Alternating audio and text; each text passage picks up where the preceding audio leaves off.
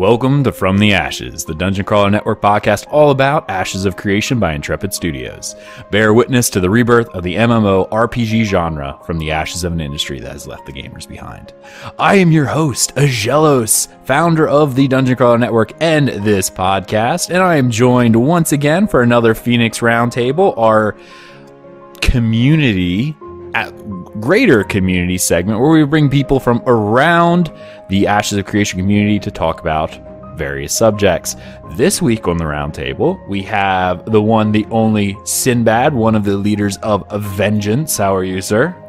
Doing well, man. Thank you for having me back on. I appreciate being here. Thank you. Thank you. I love these guys that are here because they're always ready to just jump in whenever I need them. So they're amazing. So shots to both of you guys. New voice on the show. This is actually my co-guild leader for our guild, both in Ashes as well as our ESO guild. That would be Stormzlord. How are you, buddy? Good. How about yourself? I'm doing great. I'm glad to bring you on, even though I gave you zero time to actually be prepared for this. Yeah. It's what I do. Like, for anyone who's interested in our podcast, your very first time is going to be about 5 minutes before we start recording. That's all the notice you get. It's you gave me extra. You gave me 10. I did give you 10, yeah. And that's only because I know you, so I gave you a little bit extra time. But that's like the initiation for From the Ashes. Your first show is 5 minutes before we start recording. There you go. The other voice that is joining us once again, the guild leader of Sons of the Seven. I got to get that straight. That would be Telchar. How's it going? Doing good. I just got to remember my political standings here. I don't want to create rifts in guilds. It's like guild council, soul guild. Anyway, that's neither here nor there. We are here to discuss the City Hall, which was a new blog post that came out. Oh my goodness, when did this come out? Oh, I have to look at it. I just saw the date and then I forgot it. And I don't see it anymore. That's okay. Not a big deal. It came out real recently, within the last week 17th. Or so. 17th. Thank you. Of this month, 17th of November, this blog post came out, and we are going to talk about it because there's some interesting things that they're actually planning with the idea of the City Hall mechanic within Ashes of Creation. Before we do that, one of the things that I always love doing is analyzing the artwork and stuff that came with this, because they always give us new little snippets. And like the last episode when we talked about the last blog post, they had a few pieces of artwork from the different civilizations that were there. I think we had the not the Dunar dwarves. What were the other ones? We just Nikua? Yeah, the Vec and the Nikua. Vec and Nikua. Well, this time we have two images of the Dunar dwarves, as well as I think this is the Pyrian elves, the wood elves, if you will, Pyrian elves. So first one I really want to talk about is my favorite, the Dunar dwarves, which are essentially the classical Tolkien dwarves. And I'll have this up there on the screen, so if you're watching this now, we'll have this art up here as well as links so you can see it in a higher resolution if you really want to analyze this. As per most, traditional dwarven structures, this is what it's based off of. And I love the concept art they have here with the sense of scale. Like if you look at, I think it's marked as number 2 on there, this huge sea fortress with the bridge over the water. I love the fact that these tiny little dwarves have this idea of they have to build this extra large. Like it's a compensation for dwarves, and I love it. It's my favorite thing in the world. I mean, what do you guys think of these different concepts that they've released to kind of show what they're going to be like in game? I'm super excited. My character's namesake is from Lord of the Rings as a dwarf, and it's just something that I've always enjoyed in terms of the lore of dwarves and the Tolkien universe, as well as all the games and stuff. So I'm really happy to see that they've taken the traditional stylings that you'd expect and kind of spoken to the lasting kind of bulwark of a building that the Dwarvens usually have. It's timeless. That I expect a lot of the more kind of like lasting ruins that we revisit that were from the old civilization to be dwarven in nature, because they're not really fanciful in terms of their, high towers that have gildings and stuff on it. It's just it's a brick that's on the ground that the weather will take forever to erode that. So only natural disasters of an epic scale could actually destroy these kind of buildings. So I'm hoping to see some really awesome, like ancient, Dunir dwarvish ruins that feel more like nothing's changed, because there's, like I said, they're timeless. So that's the cool part about the dwarves and all the other games. Like even on ESO, the Dwemer stuff, for it being like 3,000 years uninhabited or something like that at this point in the lore, they're still functioning and still working, and only a little bit of dust on the floor. Like it's not too bad. So it's really cool. Like I said, I'm glad that they're taking this direction for it. So. Right. And I know what you mean. The dwarven race for fantasy is one of my favorites. Like it's one of those things. If the game doesn't have them, I feel like I'm missing out. So, some part of my heart feels like it's just not there anymore. Like one of the games I've been playing most recently, Guild Wars 2, they have dwarves, but they're all extinct. So it hurts me a little bit. But it's nice to know that they still, like, I can find their structures, and then I mourn a little bit because they're not there anymore. But yeah, games without them, I tend to feel that loss for really hard. How about you, Storms? What are your thoughts? I was just thinking about the juxtaposition between the dwarven ruins, like you said, they're just going to last, stand forever. And then if you look at the lower ones, right, I'm assuming those are the elves of some race, right? Mm-hmm. That, again, that made of wood, that's going to disappear pretty quickly. So if it's going to stick around, there's got to be something to help it stick around. Mm-hmm. If they are ruins from the past, there's something that held them there. If they were normal, they'd be gone by that time we get back to the world. Right. And since you brought them up, we'll go ahead and bring them up now here on the screen as well. But these are very much, if you've been following Ashes of Creation, which anyone who's been watching this show at this point, unless you're just now stumbling upon the game, which if you are, welcome. This early on, I highly doubt it. A lot of our listenership is already the established fan base. We probably won't grow until close to alphas. The alphas are out and no more NDA related things. The concept is there's all these different races in the world, but they're essentially the same race, but there's a split in cultures. This one that we're looking at now is the elven race that was split. We have the Empyreans, which are, if you play any of the Elder Scrolls games, are similar to the High Elves, very, I'm trying to think of the word, more cultured. Or if you really want to go all the way back to like Tolkien, this would be the idea of the Noldor versus the Sindar. You have the Noldorian elves, which are the very, noble and those. And then you have the Sindar elves, which are like the wood elves and stuff like that, which this is what we're seeing now. Very wood elven stylings, which, like Storms alluded to, if any of these things still existed, even in a ruin form, the only way that these nature-like structures would be there is if some sort of magic was keeping them around. Mm-hmm. But yeah, I mean, they look lived in, to be honest. Like it's, you can tell there's definitely a culture and history around them. The one thing I like is the kind of like passion and like fury that's put into their design. Like it's very sharp angles, but also intricate with like the forest, so it kind of meshes in as well. Which goes with their description for the Pyrite Elves, which was basically nature, balance, and fury. Yes, which I love. I mean, that's awesome. It's like, it's kind of a neat concept to have, these elves reintroduced back into the world. I wonder how they're going to interact with the dwarves.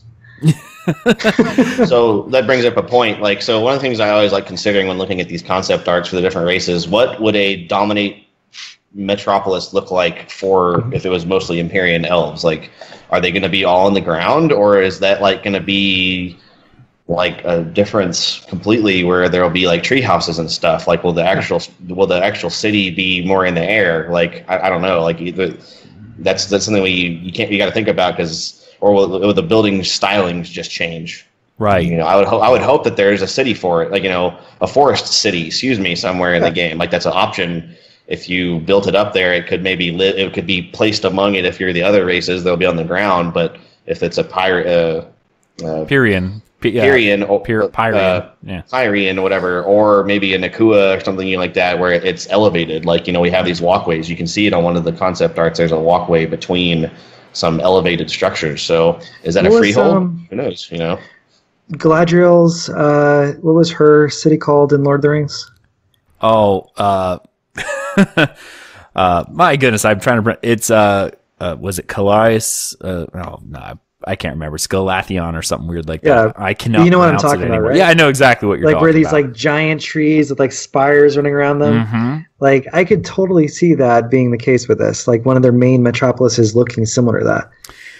And this is actually, and I like that Telchar brought this up, because this, what you're seeing here with this, the multiple blocks, for anyone who's never seen this style of representation before, this is what's called a style guide, where they're trying to show the different themes that they want things to be around. Like, this may not just be a city, this is the style guide going, hey, these are various mock-ups we have drawn that we kind of want to style everything by. But as Telchar was mentioning, it would be fascinating, because one of the things with how cities grow is based on the races of people that are contributing to a node.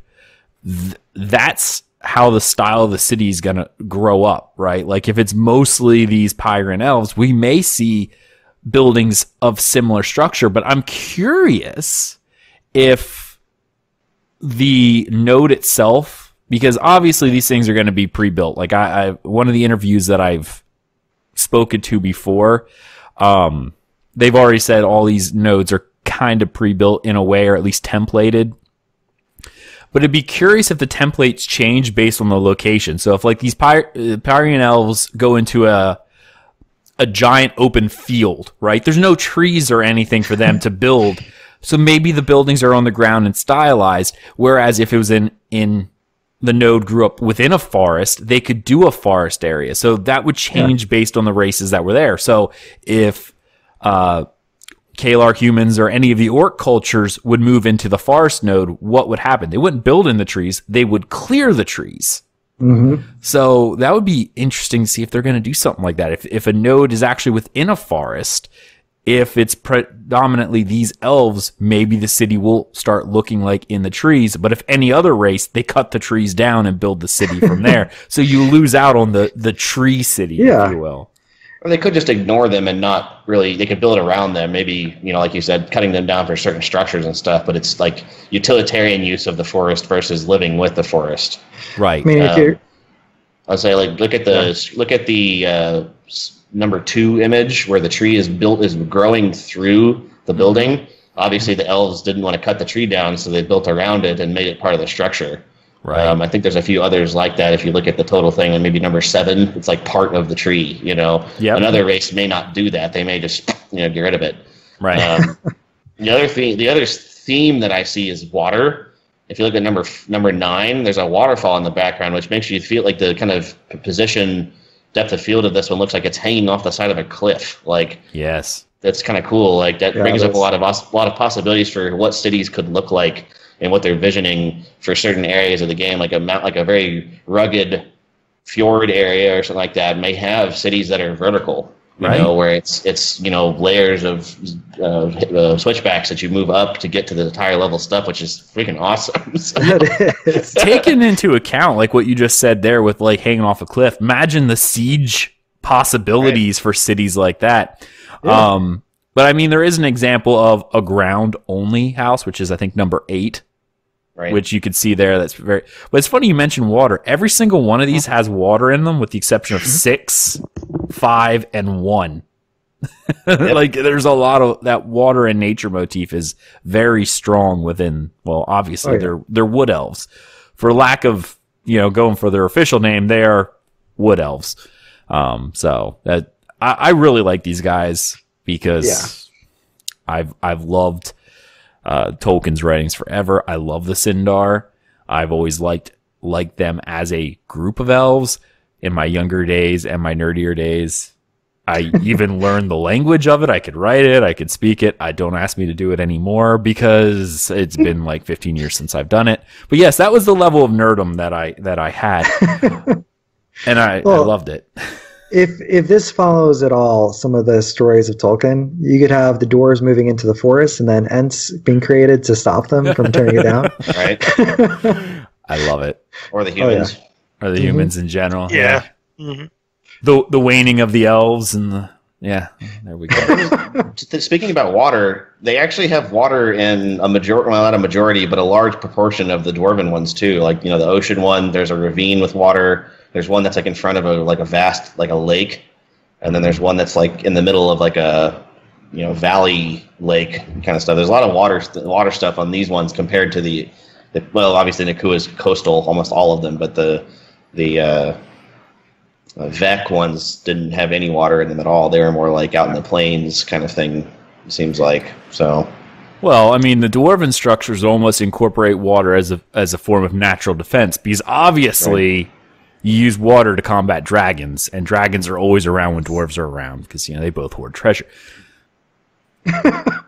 I mean, it's natural, right? You want water to fight the dragons because dragons don't like water. It makes sense. I like it. But you can actually see the difference. I love that they brought these two in this blog post, these two different races, because they are so opposed to one another and how they use the surroundings. Right. The elves are using it, and they're communing with nature. The water is there, but it's not... They don't change the course of the water. They build around it to flow with it. Very very hippie harmony. Whereas the dwarves are still using nature, but they change it to benefit them. They are using the stone as a way of building defense. They're using water as a way of an external defense, a moat, a bridge over a chasm to make sure armies can't get across. There's different ideologies between the two races. They're both using nature. They both probably love nature. Both are portrayed, at least in classical forms, as respecting the planet, but they use it in different ways. The dwarves tend to believe nature is a tool for them to use, whereas the elves tend to grow with it and grow alongside. None of them are like humans, which will use it and dispose of it, which is how it normally goes. But all right, so with the art part gone, which was fun to discuss, that was really cool. I still like that. We are going to actually bite into the meat and potatoes of this blog post, which was the city hall. They introduced this concept of city management through the building known as the city hall. Every city, I shouldn't even say city, every node as it grows up will have some form of a city hall. Whether or not this node is just a tent and it's a command tent versus this giant, capitol building of a metropolis, every node will have some sort of management that is done by the ruling group of players within that node. So I guess, guys, right off the bat, like, in my eyes, this is trying to mix like a Sim City with my MMO, right? Like, that's what it is. Yeah. Yeah. I mean, it is. It really is. I'm curious how they're going to pass leadership between people. Like, I mean, obviously different nodes will have it, but what kind of control are you guys seeing from this city hall? So we had talked about this actually in terms of like in my guild about how differentiation will happen for larger cities. I feel like that it'll be led by possibly like an initial set of conditions that is set by the people that are working in the node. They all maybe vote on as it moves between growing. They say, well, we're going to have it be be run with maybe a couple different types of templates. It could be like a monarchy or a straight democracy or maybe a kind of more republic type of thing. You'll have a template of what kind of organizational chart will be, and then it automatically fills that in and it's set unless you have like a majority, like, some kind of like overturning decision like that. They have to they can't let people create their own governments like in a true sense, because there's no way to mechanically enforce some random pseudo anarchy capitalist something based on a bartering system that someone wants to make up. There's no way you can force that to happen within a game. They're gonna have to pick like 4 or 5 different methods that fit within the possibilities for the various different nodes based on how their elected stuff has. Like economic is the cash flows, or we don't know if it's purchased outright every month, versus the military one is the trial by combat that determines the cycling of that. I expect there to be like different officer positions that are done in the same method underneath a general guidelines that are set by this initial civilization. They choose their charter from the beginning and they are stuck to it. And I like that you brought that up, because I know they've already mentioned, we've talked about this in the past, that each of the different nodes has a different form of government. Obviously, you have the military hierarchy from the military node. The democracy that has been stated as being part of scientific. The religious oligarchy is obviously the divine, and the way I think they described that one was probably the most PvE friendly, because the way you obtain favor is by doing quest and stuff to show your piety. So, I mean, hey, whoever is the better Good Samaritan, I guess, gets higher ratings on that. And then, of course, then you have the economic node, which is the buying.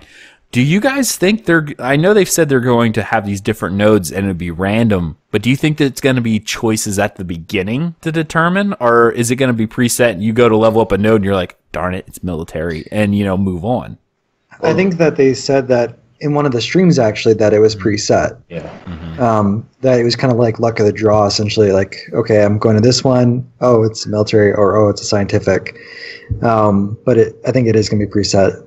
They have to do that for balancing reasons, because they can't have. There's a lot of weird situations you could have if you have like a triplet of economic ones like all next to each other. It might make an overpowered situation in terms of like the trade that happens. So I think what they'll end up doing, this will probably be studied in the later betas, even, where we look at like the implications of having like neighboring economic nodes versus neighboring military ones, and kind of like think about it in terms of like what happened if you've ever played Settlers of Catan. What ends up happening if you get lucky and get the correct spots on there, you just win outright. There's no choice, because you just have a good distribution. Your civilization is just better off than everybody else. So I think that they're going to do like a study of where to place the different benefits around so that a civilization can be well balanced, because I think you're going to need everything to get a fully done civilization. They may choose their different metropolis to be their head, but they're still going to need trade. You're still going to need military. You're still going to need probably what the divine quests bring, and also like what the science does in terms of like the overall maybe research that the civilization can produce for new buildings and stuff. Yeah. So. I mean, in my eyes, I don't think they're going to go with they're not going to do pre-set up anything, or otherwise what we're going to get is we're going to get a meta build eventually from somebody who goes, okay, we know where all the economic nodes spawn. We know where all the military. We know where all the signed blah, blah, blah, blah. Someone will eventually come up with a map and going, here are all your nodes, and this is what they possibly are. I honestly think it'll be random. Like, when the node levels up, it rolls a dice and goes, if I'm going to be one of these 4, and maybe there's a part of an algorithm that goes, roll dice, it equals 1 through 3, 4, 1 equals this, or you're using an if statement or a what statement going, if you roll a 1, military, unless military equals 4 nodes already exist in the world, then roll again. See, that's what I think they're going to lean towards. They're going to, at least in my opinion, right? They're going to lean toward, you go into it, they're going to have a randomness type of thing to it, but there'll be some criteria around it. So they can have some sort of balance, but leave it open to interpretation as it goes forward. I could see that. And I think that would be a good solution to like the problem you laid out. But the other thing is, like, what if they just reset all the nodes once they get destroyed? Well, I think they've said that at that point, when they get destroyed, and whenever that goes from level 0 to 1, that's when it kind of determines that roll happens of what it's going to be based on, you'll be able to tell, because it gets destroyed, it levels up to 1. NPCs come filtering in. If it's priest, oh, it's a divine node, or if it's military people, it's, like, you'll be able to tell right off the bat what the node is based on the NPCs around. If it's scholars, it's more of this.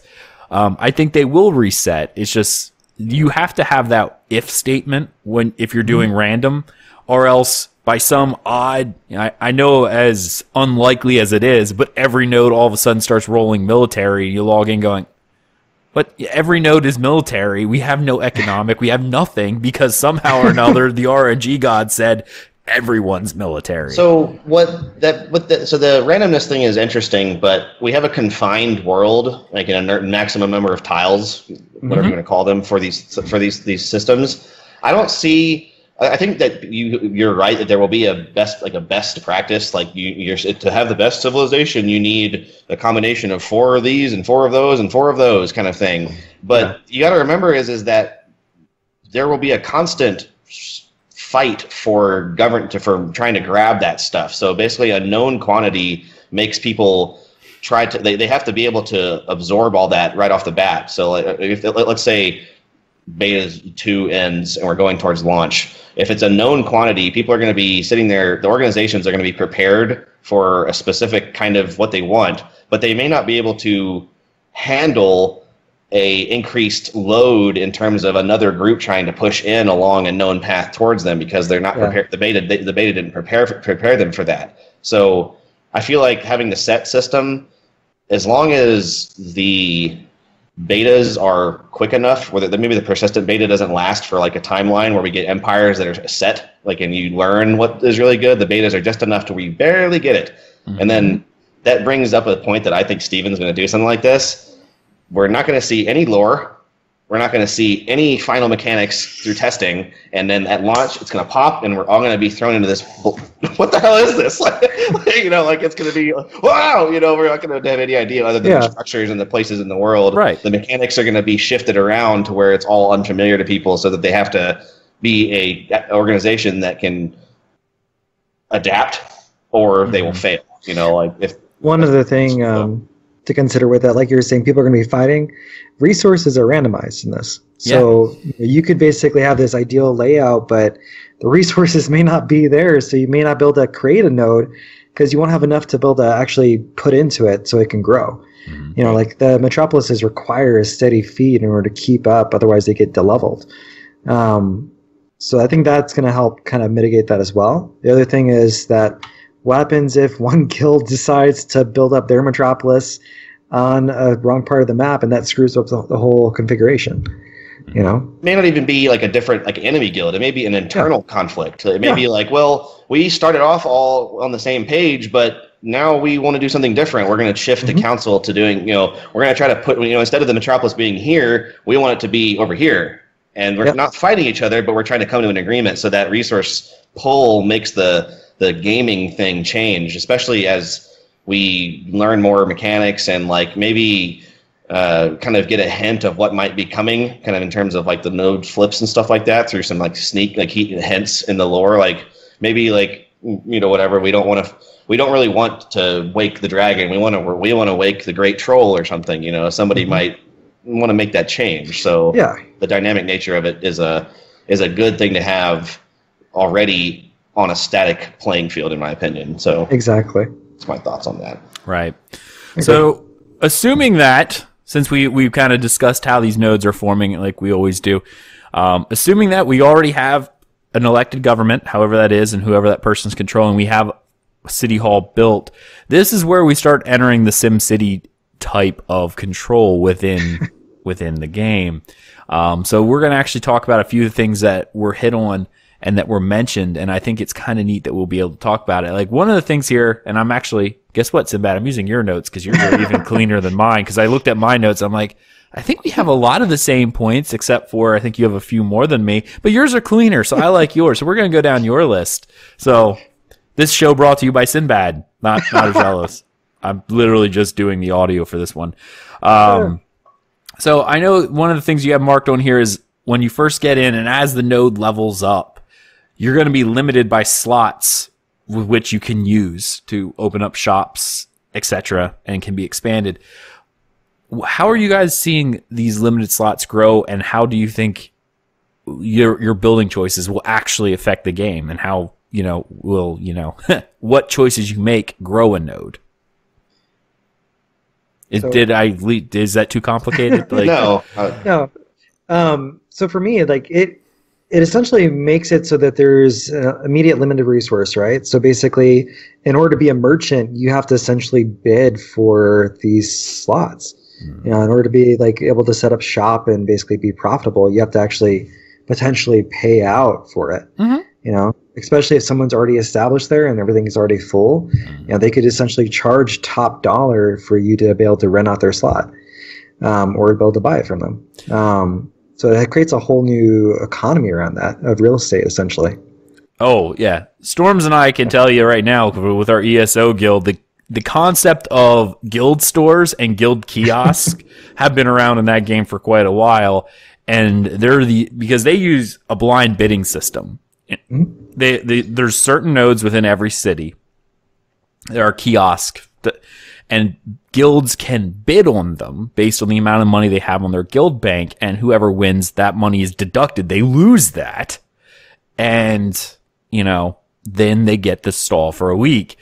And some of the major cities, obviously, there is some very steep competition, and I don't know if anyone knows the value of gold in ESO other than Storms and I, but I know some of the three main capital cities where all the Undaunted quests are, which are where the people go to pick up their dailies every day. They're hotly contested, moving upwards of like 3 to 5 million gold a week, which is an absurd amount of money. Like, I think that the average ESO player, which if anyone listens to our other show, knows that my idea of average gold is much higher than what apparently everyone else is. Because I said, I think the average player has about 1 million gold, and I got shot down in comments going, are you kidding me? I think the average player, like across the board, has less than 100,000 gold on them. So you can see the amount of money these shops are going for, and these huge guilds are competing with. 3 to 5 million is insane. I think at my highest, which I was apparently considered a rich player, I only had like 6 million total, and that would have been, and that was only for 1 week. I could have bought the top stall for 1 week with that amount of money, and it took me like a year or 2 years to earn that amount of money. So I could see so that. One thing with that though, that ensures in a sense that there'll be high quality products there, because you're not going to buy that stall with that much money if you're not going to sell stuff that's worth a lot too. I bring up a point as a counter argument. If you want to crash an economy, you could buy out the stall or all the stalls and then put nothing there, and the money will flee that market. And it's a cost on you, but if you are able to if you want to break in somewhere in terms of a non-combative style of overtaking a place, you can do that. If you're able to import money and crash the market through eliminating the capacity for people to sell their goods in the same fashion as they used to, their income's reduced. They can't fund their war anymore, and you win. Can you imagine? Takeover. Oh yeah. You're going to see in this game certain folks who stick with this game style. They're going to do this more than PvP, more than PvP. They're going to be the ones who are the politicians who are going to run this city. I was really intrigued when you could. I'm pointing at Telchar, but he's not directly below me, so he's above you, so that's okay. He's like 3 below me. He's on the very bottom. It'll be really interesting how that's going to work. I really look at the way they talked about whether you can buy more kiosks, right, or use that to build an auction house. But then my thought is, well, what else can we put in that slot? Right? So, is it only marketplace, and what else is there? So we had this discussion last time on the other show about the taverns, and then possibly a limited number of slots for that type of building. So this goes into that. This ties together in that a main street tavern may have a limited number of slots, but then as a upgrade, they could add more slots, but that would make it so that there's not as many shops, or there's not as many blacksmiths, or etc. There's not the tick for tack. So what's going to end up happening is if it's like a city council run positions where you have like different delegates, there's going to be lobbying. There's going to be let's say that maybe the node is moving from 5 to 6. There's going to be groups vying for power and what they want to be. Like, let's say they want more guild slot halls or more guild slots so that they can tax more guilds. They may want to use that to bring in like a corporate thing. They want to bring in more corporate people to tax. Maybe they want to bring in more fishing department. You know, like there's going to be a lot of people with different interests that are vying for power, which makes having a fully functional government that much more of a headache. And that point to me brings up a lot that has to say about how I think people are very underestimating what it's going to need to run an entire civilization. I don't think one guild can do it. There's no way. Yep. There's no way. There's too much. The larger you get, absolutely.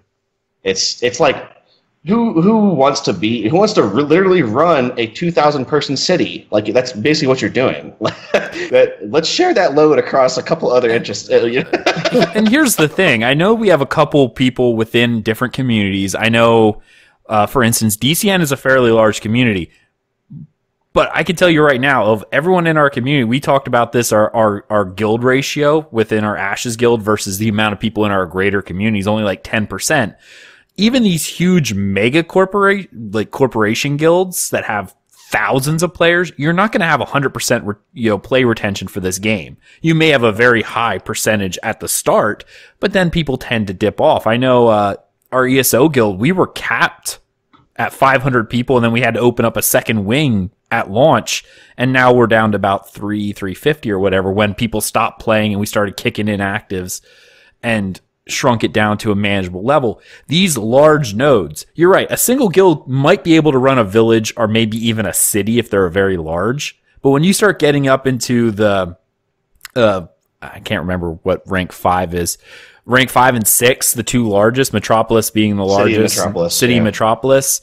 Town was probably 4 is what I was thinking. Maybe a large guild could run that by themselves. But when you get up there, you're going to start having this multiple parties, if you will, trying to run. You know, like in U.S. politics, you have Democrats, Republicans, Libertarians, all trying to vie for power because you have a large enough base to have multiple guilds trying to vie for power. You're not going to have one person or one group of people being able to field enough people to actually maintain this. Well, I'd like to kind of go in just so people are kind of understanding of at least the kind of implications of what brings us to this point where we're going to get to that vying for power thing. It's not going to be like overnight Civilization A is decided, in my opinion. What is going to happen is people are going to move at the launch of the servers. They're going to go and settle in their own areas, and slowly their area of influence is going to encroach and then finally butt against each other at some point.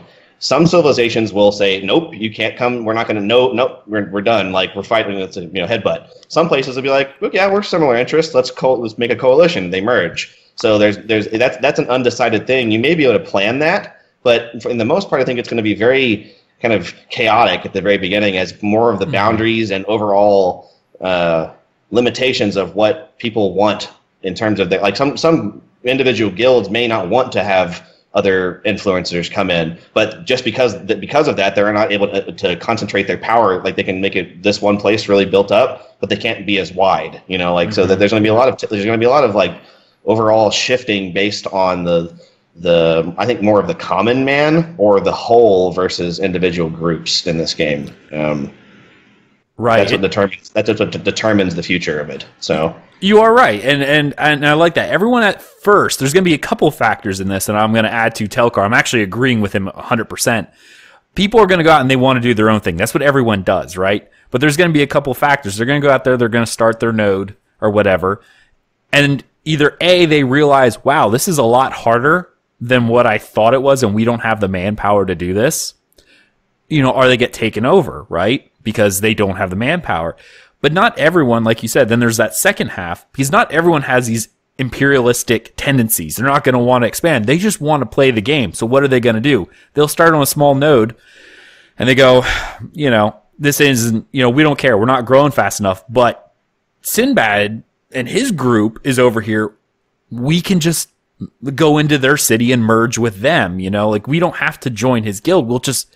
We can coexist within the city and help grow it, because that always happens as long as people aren't, like insanely like you walk in my city, we behead you. If they're more open and welcoming, they're going to go to where the like you said, the common man, the greater benefit to them.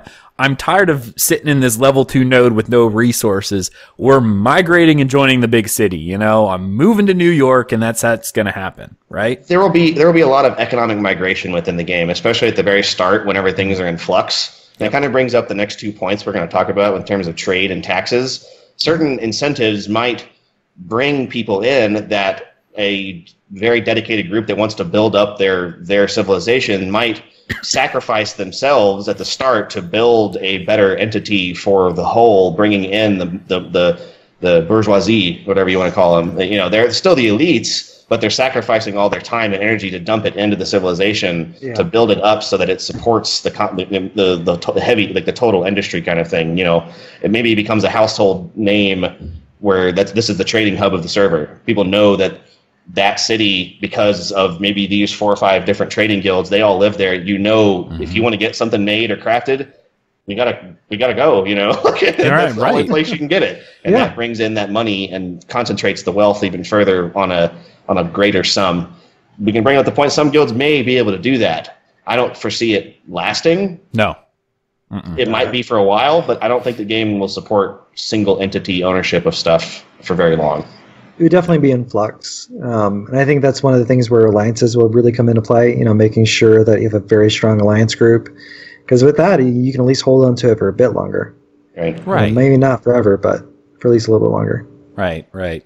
And like what Telchar was saying earlier, the idea of the mindset of the imperialist, which is taking over, versus the mindset of the capitalist, which is how can I make my money? And the capitalist mindset will move depending on, like you said, we got these trade routes here that the person who's controlling will be able to establish trade routes as well as cancel trade routes with other nations.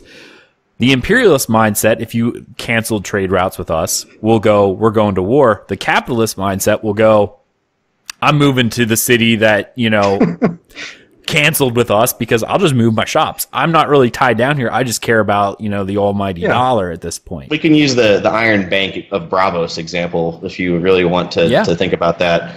There may I don't know if there'll be mechanical enforcement of debts in the game. I think it may end up being how it is in like Game of Thrones universe, spoilers, where the bank basically ends up funding other people if you don't pay them back. Yeah. That may be how it ends up being. It's more of like a meta game word of mouth thing, like, oh well, Sons of the Seven isn't paying their interest, so we're gonna go fund Vengeance now to beat them and get it. They're gonna. That's the agreement, you know, the meta agreement. They agree to take that wealth back and send it to us, and then if they betray us, then we'll find somebody else to keep doing it. So, I mean, I could see where you could have like 3 or 2 or 3 like sister cities essentially, you know, do that where they could loan out, and then if you don't pay, they could essentially come and destroy your node together. Right. You know, like just level everything you have completely. Can I just say we kind of do that now? It's if you don't pay your debts, it goes to a collection agency. They fund the collection agency to hound you. They don't destroy it. Well, maybe they do. I mean, neither here nor there. But it still sort of happens. So that kind of actually brings up another interesting point. I think it's in here, at least an implication that there will be banks and storage systems that are a public service kind of thing. So certain nodes may want to have more things like a bank or services that are are around storing wealth. This is a kind of possible hint that I've had that gold over a certain amount might have weight in this game, and that makes a big difference in terms of capital investments, especially for, like, let's say we want to ship shop over to from this node to this other node, but the game requires us to move 50 million gold in to flip the switch to turn it on, kind of thing. Like, it's a huge amount of money, like more than the sum of like 50 people's wealth, like all of it. You know, like it's an insane amount of money, but that's a government's amount of money. Like, imagine the account holder. Think about in terms of like the U.S. government. Where do they keep their money? Like, it's Fort Knox. Well, like, maybe. Is it banks that are holding it? No, there's a treasury department.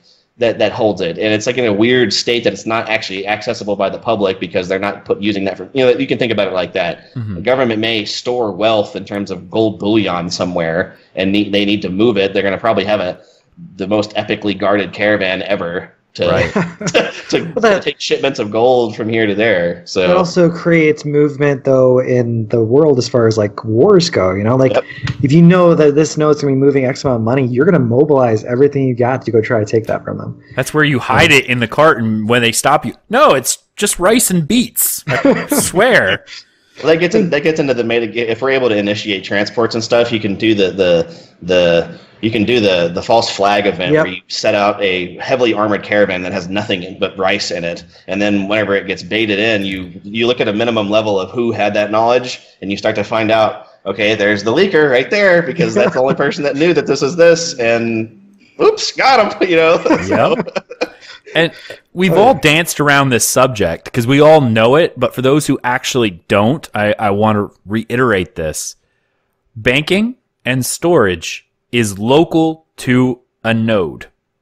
That it's not something like, we all have the concept of, Storms, you and I, we log in, we go to Mournhold and ESO, our gold's there. We go to Rock Lobster, or Rockwell, or whatever it's called, Lobster, it's there.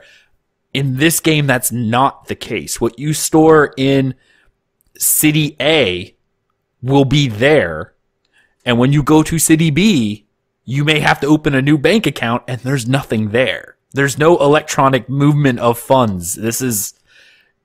Did you bring gold with you? No? I suspect that will be a city service that certain civilizations, if they decide to build a banking environment, it will, within their, maybe it requires a level 5 node to do it or higher. If there's 3 level 5 nodes plus a metropolis, that's a total of 4 banks that you can access, and they internally run a credit system within themselves based on your account that's at the main storage unit. I suspect that for a convenience thing, because that kind of like is an anti-game thing if you really want to play it like that. It kind of doesn't reinforce exploring because you're like, I'm never going to leave because I can't ever buy anything because it's all, especially if there's a weight associated to it. Let's say you can't. Counterpoint to that. Yeah. There's still the necessity to go out and get resources, right? Right. There's still the necessity to trade with other nodes. And so that still has the main pull for caravans to go out. And it's also still the main pull to go see what they got over there. So there's still going to be a drive to still explore the world, especially to get better resources over time. The point of what I was trying to say about it is distributing the civilization outward is that, from my knowledge of looking at what they've said, is that you have to continually dump money and time into the outer edges of your environment. It doesn't go downward where, like, if everyone stays in the city, it doesn't just kind of bleed out to the civilization around. You actually have to go out and work on the wilds. You actually have to go do stuff out there. The quest, a lot of the quests that are, maintenance of those, the experience is a from the ground goes upward to the middle. It doesn't go down from that. Maybe it does in some fashion, but you can't. It's anti-game. It's like people make banks for a reason in reality. Mm-hmm.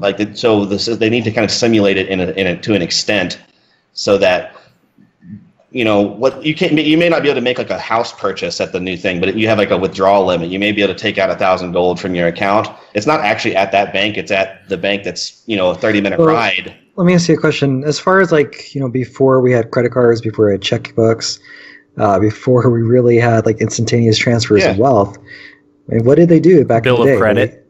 They had a credit bill. They had a bill of credit, but they also had ships that literally transport silver and gold from the New World back to Europe, But that was done at the banker's expense, and they did lose stuff. The actual individual person would say, I need a bill of credit from this bank to this one, and they would actually write the bill of credit between one another, going, hey, Bank A, we have 1 million gold. Bank B has 200,000.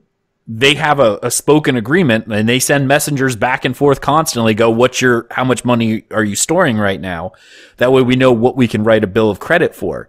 Because then, I need 100,000. They will write a bill of credit, and it's honored because it's like, hey, this person wants 100,000. You give them that, and we will replace it from our funds at the next shipment of goods, and they know, hey, this is here.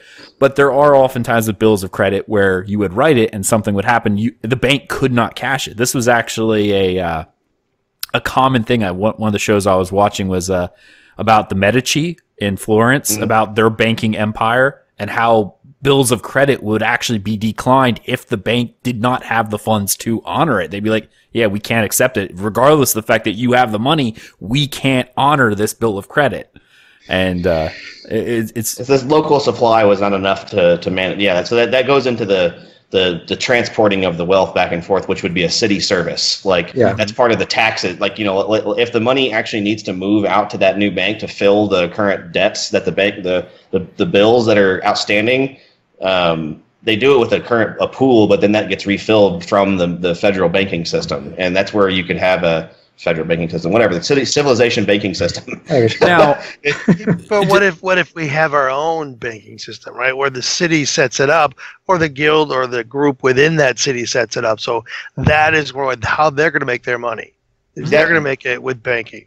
I would think that's a good way for them to make it corporatize it. I think that allowing for individuals to set themselves up as a bank, maybe not through the service like that one, but a bank through a contract system or something that's in the game, a guild could do that and have it mechanically reinforced the same way that the city's bank does. It's a separate entity that has its own consequences of failure and stuff. It's a corporate bank versus a federal bank. Right. If that makes sense. Yeah. Credit union versus, Anyway, going on to, I kind of want to stick on this because here's something talking about more gameplay and City Hall mechanic. What if this was an option within the City Hall of an economic node, like we were saying about this transfer? We keep talking about transfers of goods as being a physical thing, and maybe one of the perks of being an economic node, and this would also facilitate, I guess, more of a beneficial gameplay, is that bank access is essentially guaranteed between economic nodes that you are willing to trade with. So this is where you go back to the trade center saying, okay, bank A, bank B, as long as you go there, you have a bill of credit. You don't actually need to physically move gold, even from a city point of view, to avoid being attacked by people. But maybe there's a cost for it. At City B, we're offering a 5%, cut. If you're withdrawing 10 gold here, it's, or 100 gold, it's 105. Like, that's what you lose. You lose that extra 5 gold for the transfer, but it's instantaneous, and therefore it's a game feature like what Telchar was alluding to earlier. If it's too complicated, people aren't ever going to move, right? Like, oh, I can't honor a bill of credit until that caravan with that gold gets here. And that gold, it goes once a week or whatever. I think it'll be instantaneous. They'll make it a game system where as long as you're not in wartime or a siege is declared, it'll be instant between two banks, but maybe there'll just be a fee that can be negotiated between cities, like an ATM fee, if you will, that is instant. That's a ledger-based economy where they do it it's a piece of paper determining the current status, but they have to still backing the ledgers with the physical asset, which is the difference between the current money system and the old money system, is that they couldn't honor it because there wasn't actually any gold around. Now we just, you got it, kind of thing. It doesn't really work the same way as I kind of like the idea of that still being physically transported between one city to another, and then possibility of someone being able to raid that and stop the transaction. It makes it, I think it allows for, you can do both, where you have the ledger that does and that's why you have the limit. If you're buying a freehold plot or something, or buying a deed or something like that, it's a significant amount of money. You can't just ask the bank to give you a million. Even if you have $1 million gold, they need some time to get that there. So that's part of the next transfer is it adds that into the buffer to bring it, doing it, and the city's taxes or whatever determines how often that transfer is. If it's once a day or once a week, like you said, so you have a limit based on the current coffer that can be, $1,000 limit, daily limit, but that's what they do. You don't actually go get $100,000 in cash from the bank when you go to buy a house. You do checks. The check is just basically a wealth transfer. The bank is doing the intermediary when they have the funding available to do that. So we can go real far down the rabbit hole in terms of in terms of that system, which is, you know, if you want a realistic economy simulation, I suspect that there needs to be something kind of like that. But, you know, I don't know. I'd be for it, man. I'd love that kind of like in-depth experience, you know? Right. But there needs to be like, and I agree. I lean more towards the realism than not. But as all of us know, and there's a cat just walked right in front of my camera. When does gameplay make way for realism? Realism for gameplay, because eventually it's like, all right, I just want to get this thing. I don't want to wait a week for transfers. Like, you actually have to make concessions at certain points, or else, you know. So I mean, that goes into that limit, that ledger limit. Yeah. You can build that in so that there is a consumer level thing versus a civilization level transfer, like where it's I mean, yeah, there may be some like legendary weapons out there that are worth civilizations. Like, I don't know if y'all have read like The Way of Kings, Brandon Sanderson. The shard blades are worth like infinite amount of money because they're so rare. Like, that weapon is so unique and so rare that you could trade it in and go buy a kingdom, kind of thing. Like, if someone was really willing to do that, people in that story. But if, let's say, there's one legendary unique weapon and some guy wants to buy the best mansion in the game, somebody may just be like, yeah, here's the deed, you got it.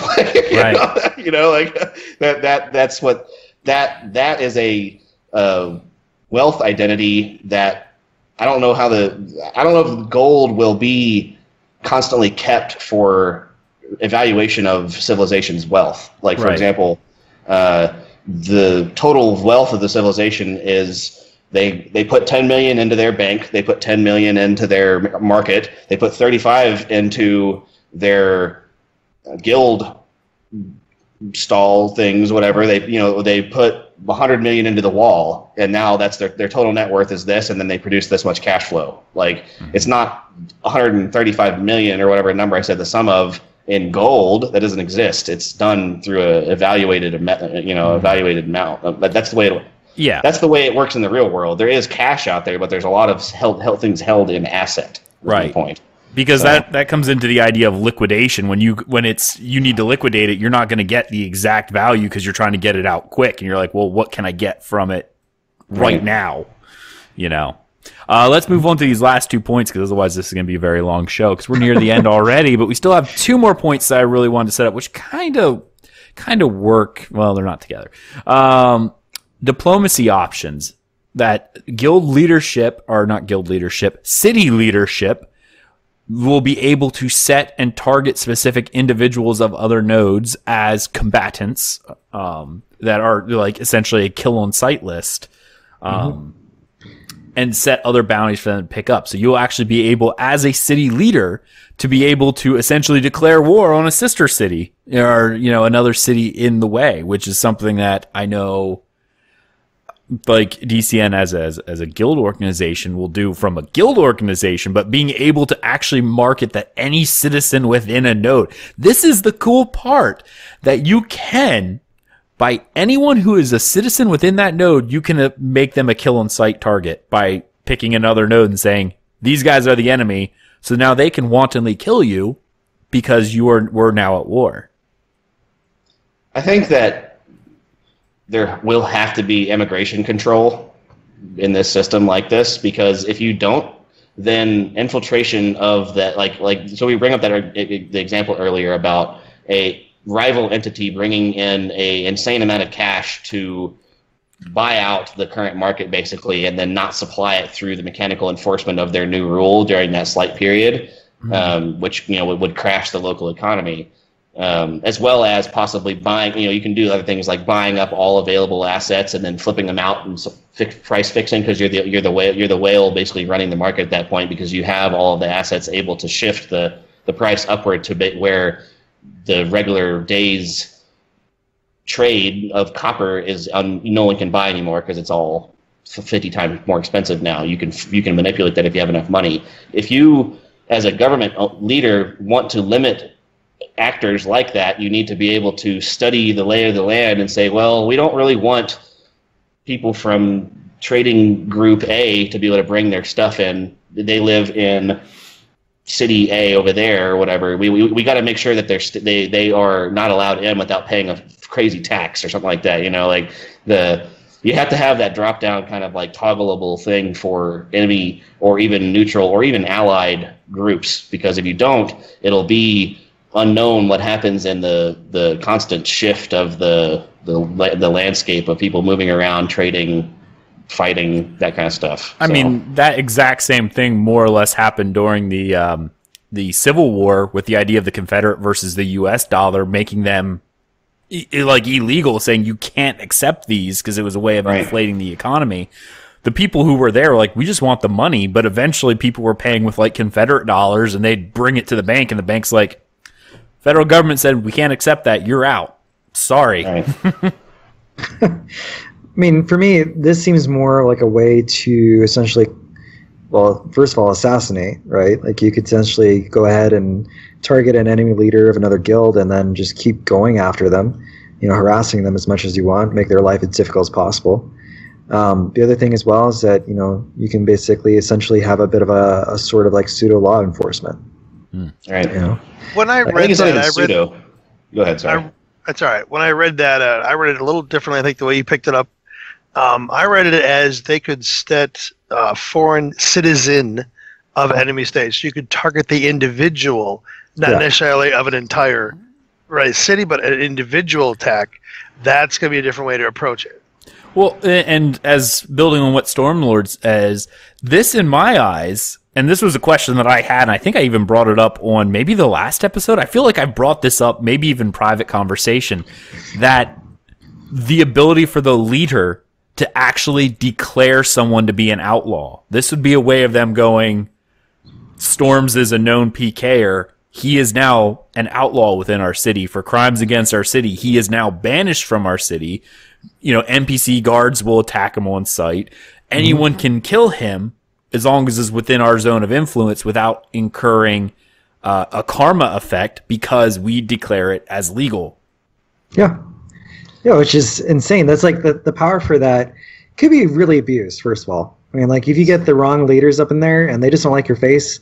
It will be. That will be abused all the time. It will be abused, and at the same time, will people settle for that? Will they allow it to happen? That's the ultimate thing. Is this is a fluxing environment, and if there is or the potential for flux is there, if we have some tyrannical leaders that are just putting hit markers out on everybody that they don't like, their political opponents, people will either their business industry could die, their support could go down, their zone of influence will shrink. People may just abandon ship because they don't want to. Right. There's not going to be. It's not like you got to remember this is a game. It's not like real life. You're not stuck in North Korea. You can just not play or switch to an alt or switch to another character. You can. You're not. Your life is not at stake for ceding to the tyranny. People may be upset about the current path that the leaders are going on, and their investments may be falling flat because the decisions, but there's no risk of bodily harm that normally would drive someone to constantly fall within line for that kind of I'm gonna beat you down kind of thing. It doesn't work in a game. Most people are gonna, and as soon as that happens, they're gonna be like, nope, throw them out. They're gonna go lynching mob, get them out of here kind of thing. Say someone, like we were talking about the guild stalls or whatever, and someone would go in and buy everything out and not stock it up. The guild leader could, or the city leader could put a hit on the guild leader, but you still have the rest of the guild who at that point could be, they could rally their support, and it could actually cause a siege to happen at that point. Right. Because if, like you said, if they're just banning anyone, it's an economic node where you can buy and sell. So the guy who needs to stay controlled needs to have the top guild spot. Someone outbid him, so he marks them as, kill on sight. People around can know, okay, he's bum hurt about the fact that he didn't win his guild node or his guild spot. So he's power hungry at this point. And like you said, because of economic node, they can be eventually ousted from position. So the question is how closely people will pay attention to that. You could have maybe that one guild that's paying attention to their guild leader being targeted, but the rest of the node may not even care. They're just like, oh, it's a red player, let's kill him. You know? That goes into a level of like political subterfuge and stuff too. Yeah. Most guild leaders will likely not take any risk on their main. Like I won't be playing on my main account if I ever get to that position because it's just too vulnerable to that kind of situation. So like it goes to a level of subterfuge of like, who is this person that got marked? Well, it's actually the guild leader's alt the enemy's alt that they figured out through investigating, whatever. And that gets down to a lot of kind of interesting spy tactics and stuff. Cloak and dagger. Where those kind of things, especially if you make someone's life miserable, can topple empires. Like if you make their gaming experience just brutal, like it's not fun anymore, and then people quit or they let it go or they change alliances. And that's what happens in EVE all the time is someone will get disgruntled because of the actions of their leader or whatever, and then the enemy will approach them and be like, hey, you want to fight for us? Or offer them some incentive. We have cookies. And then flip the switch. We have cookies. Flip the switch. Go read up on all the big thefts that have happened from the directors of the big alliances. It's been usually someone gets coerced by the enemy over time because the main person's not doing a good enough job of being a leader or doing things that are inappropriate or that was against their original organization, like what they originally stood for. And that's the challenge that this game will provide, in that and that makes me go to the point of tyranny and single ownership stuff will never survive the long term because there's no way you can keep everybody happy. Not unless you're this insanely charismatic person who people tend to love, and they're few and far between, honestly. Yeah. That or you're just ruthless and cunning and you're playing Game of Thrones basically at that point. Right, but eventually even then the we can use Game of Thrones example. Like, do you think that the people of the city love Cersei? Hell no. They want her dead. Of course. Power she's still in power, man. She's in power until she pushes the people who are protecting her far enough to go, well, look at Game of Thrones again, Mad King Aerys. Eventually, he did enough bad that, Jaime stabbed him in the face, or the back, technically. But... he was protected by his Kingsguard, but eventually even they were like, okay, no, bye. Yeah, and that's just how it is. Despite of how I know this is a game, but it doesn't matter if your guild leader is a complete, jerk. Even your most loyal friends will eventually go, all right, dude, you got to calm down. You're being a total, and we don't want to deal with you anymore. And they'll either leave guild or reform. I mean, we had that happen in another game that I was in, which I told someone about, where the guild leader was there. She was not a very good leader, and she was using our group as kind of like the flagship because we were able to do stuff the rest of the guild couldn't in raiding and things like that. And she was using us as a, like I said, the flagship. Hey, we're a so-and-so heroic guild, when in reality it was just our team. Out of 500 people, there were 15 of us that were actually doing it. And we eventually got tired of it and we just left. And then all of a sudden their guild thing just shot all the way down when they looked it up. But that kind of decision, in other games doesn't really have a big, doesn't really impact things that much. It prestige and you're upset that you can't play that. This game is entirely different. Mm-hmm. Someone could have spent years building up their business in this thing and have this awesome trade network or whatever. That's all their entire game time has been dumped into this thing. It's their passion, their gaming passion. And then the local leader makes a decision that ends up blowing up their business. You're going to be pissed. You're going to be way more angry than you would be if it was something kind of funky like what happened with y'all. That's going to be like, I'm going to fight you. I'm going to fight you and we're going to fight. That I'm going to use the Eve example again. That's happened. They actually banned a guy for threatening to cut off the guy's hands. Yeah, he threatened to cut off his hands. Yep. Yeah. Jesus. No, and I was thinking of that. There's been fights that have happened at the Reykjavik convention. There's actually been a fight that broke out one year between one of the warring alliances. They were out bar crawling and they got into a fist fight. Right. and that is the difference with this game, which I know a lot of people don't seem to understand, is that unlike, like you said, when we were playing WoW, what was the real loss? Their guild ranking went down. Who cares, right? Was there really a tangible loss to them? Maybe their recruitment went down a little bit, but it didn't really matter. In this game, you could, like you said, literally destroy an account. Like, I could lose everything that I have. I could be a max level character and I could, go from Prince to Pauper really quick, in no time. So I do think that this game will be different in that regard. That some people will look at this as more than just a game, and if they ever do have like the EveCon or the BlizzCon or whatever they are for Ashes, if it gets that big, I fully expect there to be fights. So here's a question: do you think that they are going to have a way of tracking accounts via some kind of external tool or a lost Sinbad? I think we just lost his camera. Sorry, I'm still here. Yep, my camera just stopped for a second. It's okay. Oh, there we go. I think it's time you get a different color backdrop so that your hair doesn't disappear. Like, so your chroma key is different. So on Eve, all of your account's history is tracked through a persistent history log, and all the characters, like, it shows what corporations they were in. Basically what that does is it allows the guilds to have a way of tracking players. It's a way of digging into what they've actually done in their past.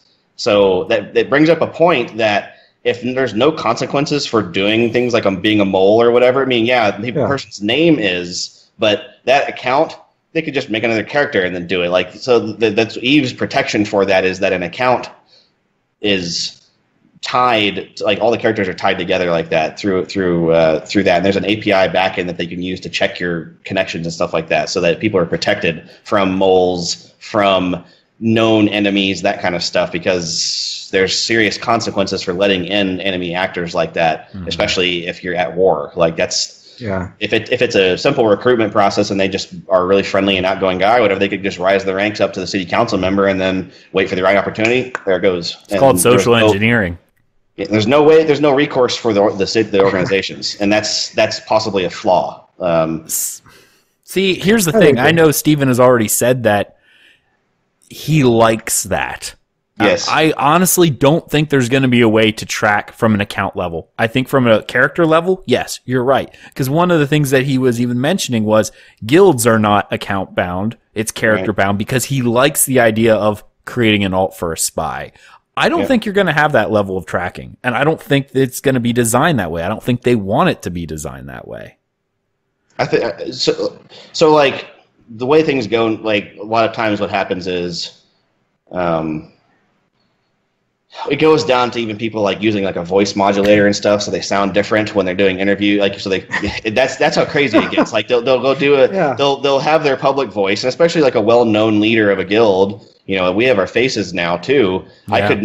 I could never go do a live cast as a spy, because unless I'm, someone's pretending, using a pretend, like a kind of whatever you want to do. There's lots of the games face rig or whatever. Or like you could have someone. And there's lots of funny things that you can do with that, but like that level of intrigue will happen in this game. I think that might be actually a really good measure to keep out people like the repeat spies, basically. Like, do a video conference interview instead. That way for sure. Require a webcam, not just a picture. Yeah. Yep. For sure you're talking to the person you're talking to. And that's going to make people uncomfortable, and like, I don't want to give away my personal info, and well, that's what we're deciding as an organization is you need to give us your DNA. Sorry. I mean, if you're a top guild, and that's like, you're going to war with these other guilds, that's a precaution you have to take. And if you want to be part of that top guild, tough luck, man. Maybe you join this as a rank and file, but if you want to get up there, be more stringent. Like, we need to see you. We need to see your account. We need to do any number of things. In order to actually advance. I do see that as being something that will happen. All right, the last thing, which we're just going to touch on quickly because I don't think it's really that big of a deal, but the idea is being able to bring, during peacetime, I guess, festivities and things to the streets, giving citizens buffs, like experience gains, crafting unique services. I mean, honestly, the only thing that really makes me think about this is, it's awesome, but it'll take city resources. So it's sort of like public service works here.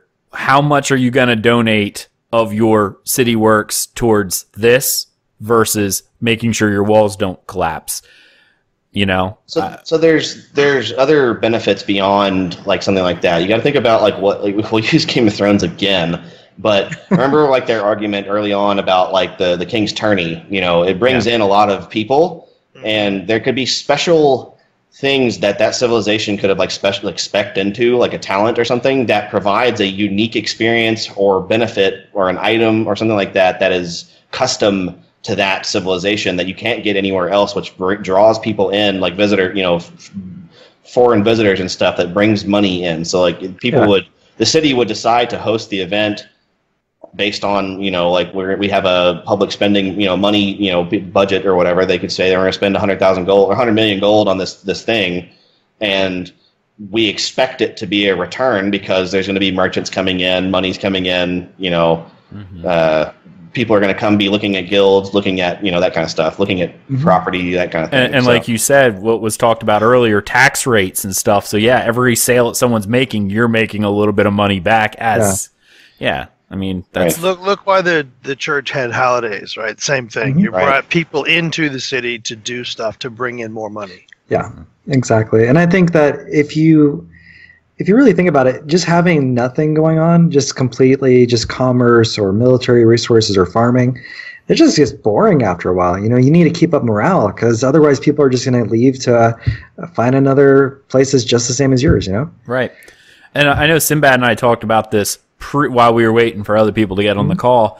We talked about daily quests and stuff, and I know they said that you'll be able to do player-generated quests like tasks and things like that. Like the city leader will be able to determine these tasks, and whether you like, dailies or not, that's probably going to be a topic of another show. It does create something for people to do. So like you said, if they're not generating quests, you log into a city, it's like, great, I can buy and sell, but what I'm an adventurer, right? Like, I don't care about the greater politics game. I want something to do. I like my RPG. I want to go out and kill 10 rats. But if you're not generating any quests for me, sure, I can offload after an adventure, but I'm not just going to go out there and grind. I'm going to go somewhere where the quest markers are, essentially. Like, I've cleared out this place. So they've already said there's seasons, like a 4-week a year in the game, like a week per season. Yep. They're also going to be adding in the traditional, global holidays. I'm sure that could be decided by the city on how intense they want it to be. Like you go all the way to 10 on the Frostivus special or whatever. You can make it just be like crazy. If you really wanted to, or it could just be really muted. The particle effects hurt my eyes. You gotta have a 980 Ti to get on, or whatever. But that level of intensity could have additional benefits for the people making the decision, like buffs, like we said, items, that kind of thing, and that's a slider that they can choose how fervent they want the festivities, the revel to be. Right. So makes complete sense. All right, guys, this is a little longer episode, but I hope you guys enjoyed this discussion of the City Hall. Obviously, we'll be back next week with a little bit more fun that we have planned, something special for the fact that it's the week of Alpha 0. So we have some fun planned for that. I know we're all really excited about that. So anyway, guys, where can people find you? Let's start with Sinbad. Sure. So they can go to our website, which is vengeanceaoc.com, or our Discord link, which will be in the description. We're a PVX guild. We're one of the hardcore guilds on the server, and we're focused on being one of the best. We have a lot of active members, a lot of people that are really hyped up for this game, and we'll be playing from Alpha 0 all the way through to launch and well beyond that. So come find us out and check with us and talk with us, and we'll be happy to have you eventually. And the thing you didn't mention is the fact that the show will also be going well into launch, and he'll be on here too, because Telchar and Sinbad have now pretty much, even though they don't really realize it, I've kind of adopted them as DCN crew, so they're going to be here for a while. They can't get away from me anymore. Sorry. Storms. DungeonCrawlerNetwork.com is where you can find me, and we can go from there. Oh, well, there you go. Someone else to actually say short and sweet everything I have here. But yeah, for those who don't know, Storms is one of my co-guild leaders, as I mentioned at the start. So he is one of our ruling council for our AOC guild as well as our ESO guild. So if you are going to play with us, the DCN community in Ashes of Creation, you better get to know him as well as me, because he has as much, if not more say than me. So there you go. He's the secret. He's the puppet master. Telchar. So I'm as we said before, the guild leader of Sons of the Seven. We're a mercantilism and political focused guild that is also a PVX entity that is trying to run the game on the back end through manipulating the economy and the political environment through the various different civilizations that exist. I'm sure you can probably, if you've listened to me talk before, you can kind of see that that's our direction. But if you have any questions, feel free to reach out to me on Discord, and then also take a look at our guild website.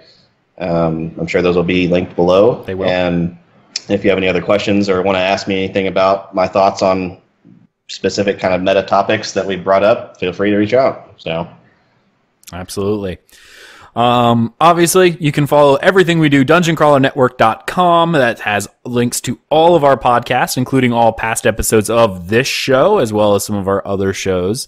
If you're interested in joining us as a guild entity, you can do that off the website. If you don't even want to join the guild, that's fine. You can join our Discord community and get to know everyone on a greater whole, because we do have an open community that we want people just to get to know and talk about this game. So you can do that as well. For those interested in joining ours, I would say PVX, but I think that's kind of redundant in this game. I don't think you actually have to say you're a PVX guild, because of the type of game that this type of game this is. You're naturally going to do everything. I think the only time you have to be specific is if you're like, yeah, we're just not touching PvE at all, which doesn't make sense. Like, I don't think you're going to survive. But anyway, that's you could be a killer group. That's all you do is murder. There's a couple people that were like that in the guild fair. Yeah. Like, unless you're like, yeah, we're just a PK guild or whatever. Like, yeah, it makes sense. But otherwise, I think you're probably going to do a little bit of everything, and that's what the Dungeon Crawler Network is going to do. So you can check us out, check our website out there, join our community, be awesome. Thank you so much for watching or listening. If you're listening to us on iTunes, Stitcher Radio, Google Play, all those places, wherever you find us on the RSS feed. If you've enjoyed this show, please head on over to iTunes and leave us a review. That helps people know that we are a real podcast, that we say real words. And sometimes it matters. Not really, but, it's cool anyway. We really appreciate that, and we hope to see you in Ashes of Creation. See you later, everybody. See ya.